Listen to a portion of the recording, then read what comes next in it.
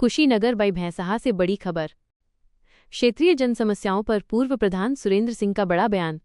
कुशीनगर के भैंसहा क्षेत्र से बड़ी खबर आ रही है। पूर्व ग्राम प्रधान सुरेंद्र सिंह ने क्षेत्र की ज्वलंत समस्याओं को लेकर एक बड़ा बयान दिया है। उन्होंने कहा कि अघोषित बिजली कटौती और पुराने जर्जर पोल तारों के सहारे हो रही बिजली आपूर्ति से लोगों को लगातार संकट का सामना करना पड़ रहा है। जगह जगह फॉल्ट होने के कारण ग्रामीणों के घरों में अंधेरा छाया रहता है। उन्होंने ये भी बताया कि मच्छरों के प्रकोप से ग्रामीणजन रोग व्याधियों से परेशान हैं। पूर्व में उनके कार्यकाल के दौरान फॉगिंग मशीन की खरीदारी कर गांव में फॉगिंग कराई जाती थी, जिससे लोगों को काफी राहत मिलती थी।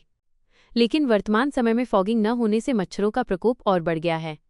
सुरेंद्र सिंह ने चेतावनी दी है कि यदि जल्द ही इन समस्याओं का समाधान नहीं किया गया तो व्यापक आंदोलन किया जाएगा।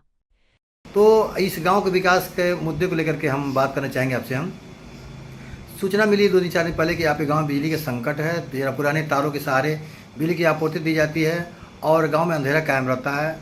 मच्छरों के काटने से लोगों को डेंगू, मलेरिया इत्यादि हो रहे हैं। इसमें कोई आज तक छिड़काव भी नहीं हो पाया। आपके कार्यकाल में मच्छर दवा के छिड़काव के लिए फॉगिंग मशीन भी खरीदे थे आप, उसका उपयोग हो रहा है कि नहीं हो रहा है इसकी जानकारी किसी को नहीं है। हम इसको लेकर के आपके पास आए हुए हैं। क्या आप गाँव का विकास किस तरह करेंगे और क्या चाहते हैं गाँव के ग्रामीणों के लिए? देखिए, ग्राम प्रधान का जो पद है वह इस देश का कार्यदायी संस्था में सबसे निचली इकाई है, जो एकदम धरातल से जुड़ी हुई संस्था है। इसमें लोगों को चकमार्ग, गांव से गंदे पानी के निकालने के लिए जल निकासी, खड़ंजा, इंटरलॉकिंग, सीसी रोड, यही सब मूल सुविधाएं हैं तथा वृद्धा विधवा पेंशन, विकलांग पेंशन, पात्र लोगों को सही समय से राशन वितरण, यही सब गांव के लोगों की मूल सुविधाएं हैं तथा लोगों के जीवन में बिजली का बड़ा उपयोगिता है। मेरे क्षेत्र में सारे तार जर्जर हैं, पुराने ज़माने के लगे हुए तार हैं, जिसके बाबत मैंने जिले स्तर के अधिकारियों में कई बार अपनी बात रख चुका कि मेरे क्षेत्र के तार का वो आप लोग बदलवा दीजिए, जिसके चलते कई बार एक्सीडेंट भी हुआ। मेरे गांव के 2-3 लोग एक ही साथ जल के मर गए थे। उस समय जिलाधिकारी से लेकर के जिले के सारे आला अफसरों से मेरी वार्ता हुई थी। लोगों ने आश्वासन दिया था कि अति शीघ्र इस जर्जर तार को बदल दिया जाए, लेकिन आज तक विभाग के काम पर जीव नहीं देगा, न तो कोई उसमें संशोधन हुआ, न तार बदला गया, जिसके चलते बार बार फॉल्ट हो जा रहा करता है। रातों में तार टूट के गिर जाते हैं, पूरे गाँव अंधेरे में के चपेटे में आ जाता है। यह कड़ाके की गर्मी व उमस पूरे जनमानस को झेलना पड़ता है, जो बहुत बड़ी समस्या मेरे क्षेत्र के लिए बनी हुई है। एक व्यवस्था बिजली विभाग में आया कि हर गांव को केबलिंग कर दिया जाए कि गांव में कोई एक्सीडेंट न हो, गांव में कोई फॉल्ट ना आए। मेरे गांव सभा में यह भी व्यवस्था अधूरा रह गया है।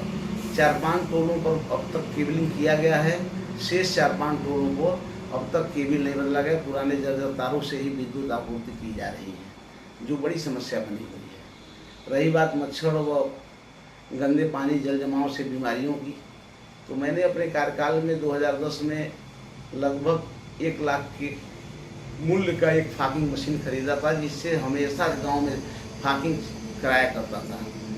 मेरे प्रधान 2015 में जब प्रधान पद से हटा तो मैंने उस समय जो प्रधान बने, मैंने उनको वो मशीन, कंप्यूटर, जो भी मेरे पास संसाधन थे, सारा हमने उनको लिखित चार्ज में दे दिया।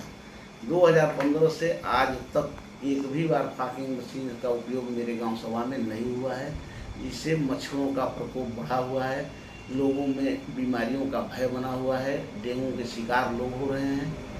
अब वो मशीन कहाँ रखा गया है, क्या हुआ, इसकी कोई जानकारी भी गांव के लोगों को नहीं हो पा रही है तथा मूल सुविधाओं से गांव के लोग वंचित हैं। रास्ता, चकमार्ग, तरह तरह की समस्याओं को लोग झेल रहे हैं। रही बात चुनाव जीतने हारने की, तो समाज सेवी, जनप्रतिनिधि जो भी बनता है, लोग वोट दे न दे, सारे लोग समान होते हैं उनके लिए। जो दे उसका भी भला, जो न दे उसका भी भला।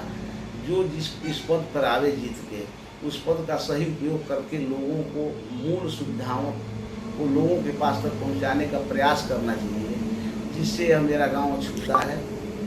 अब आगे चुनाव है, जैसा लोगों का निर्णय होगा वह सर्वोपरि है, लेकिन हम प्रधान रहें न रहें, हमेशा अपने गांव के जनता के लिए, जब जिनको जिस रूप में मेरी ज़रूरत जहां पड़ती है, मैं 24 घंटा उनके लिए समर्पित रहने का संकल्प लिया हूं और जब तक मेरे शरीर में प्राण रहेगा, यह लोगों के लिए समर्पित रहूँगा।